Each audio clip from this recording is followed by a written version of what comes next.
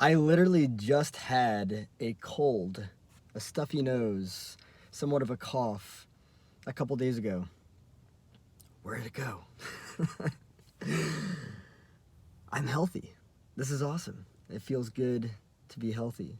I've also taken a few, I wouldn't call them shots. I think the brand is like Suja, Suja, from Whole Foods. This thing called Immunity. I mean, it was like the flavor, and it's like, I think it was like strawberry and guava or something like that. It was so good.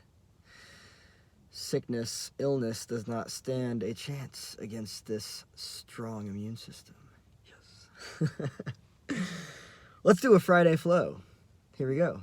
Because it is Friday, and I feel like flowing. I feel like going. I feel like having a good time. It's warm out. It's nice. I want to talk about not repeating the past. Something happened recently. I'm not going to say what it is, but I'm going to say that it has to do with the past, and it kind of brought me to like reflect a little bit, right? One of the biggest themes here is a person's capacity to change for the better, right? And what I've learned in a professional setting, when I say that, what I mean is therapy, is that it's not likely, it can happen, but it's not likely that a person is going to change. It's just not likely.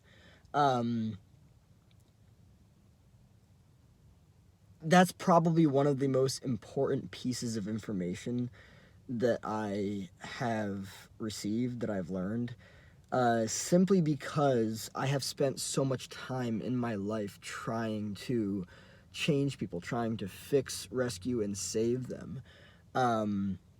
I know why I've done that. I'm breaking that pattern now.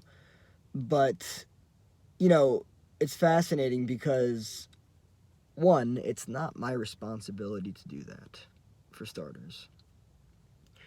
And two, it's just like if people both aren't likely to change and aren't going to change, then there's really no point in putting in any energy or effort anyway. So really, the dynamic of this entire subject is, you know, retiring from all of that familiarity that I previously was so, you know, consumed by. I was so distracted by. When you live pretty much your entire life feeling like it's your responsibility to, you know, save people, to rescue them, to help them, to change them, to fix them, you know, retiring from that is kind of challenging because then at some point it's like you ask yourself, at least I ask myself, well then, you know, what are relationships for? And the really cool thing about this space of awareness that I'm in now is that, and of course it's going to consist of a healthy foundation, but, you know, I get to ask myself, what kind of relationships do I want to have with people, you know? Previously it was all Chris gives and other people take. You know, I was very comfortable with codependency and just doing an absurd amount for people and like not asking for anything in return, not having any standards, not having any boundaries. Boundaries being one of the biggest things. So I just gave, I gave, and people take, or they took, you know, they took a ton from me. And so the fascinating thing is that when people get used to that dynamic with you, and then you change, right? You start to set healthy boundaries and everything. There's a lot of backlash from them. There is. But really what I'm focusing on right now is just looking at life as though I'm essentially a fucking newborn. Not in the sense that I am emotionally immature, but in the sense that I get to rewrite this entire fucking script. Better yet, maybe not even rewrite it. Maybe take the entire fucking script, read it, throw it in the fucking bonfire, do a little fucking dance because we're like, woo! Forget about the past, forget about the way that you did things, forget about the blueprints, forget about the, all that stuff, right? And then, do a little boogie again, and then just be like, all right, I want my life to look like this. I want my relationships to look like this. I want to create this, right? And, the fascinating thing, too, is I've been called selfish. I've been called exceedingly selfish by people. I'm not going to name any names. It's just I have. And I just smile because I'm not going to let that pull me into anything that I don't need to be a part of, right?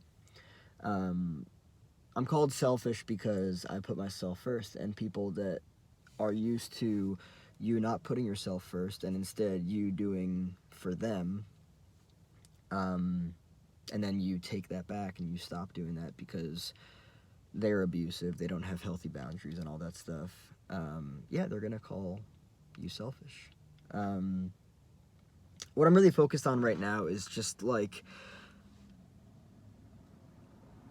creating a new dynamic for how I want my life moving forward, and not repeating the patterns of the past, not repeating the way that I previously did things in life, because I can rip that shit right the fuck up. I can.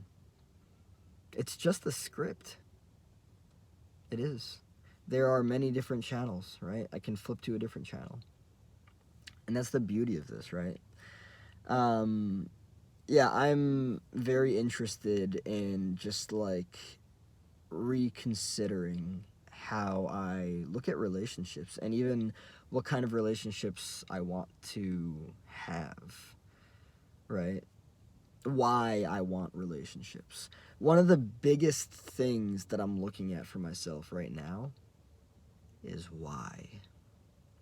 Because throughout my entire life, I did not even consider why. I just did what people told me to do. I didn't question anything, right? There was nothing there on my end. There was no shield. There was just Chris giving and everyone else taking. And I oftentimes felt like a burden if I took anything from anyone, or if I had needs, if I communicated needs, right? So there's a lot of just like healing all of that and reconsidering what I want, and not just saying yes. Not just saying yes to people, and for what reason. Just, I would say the theme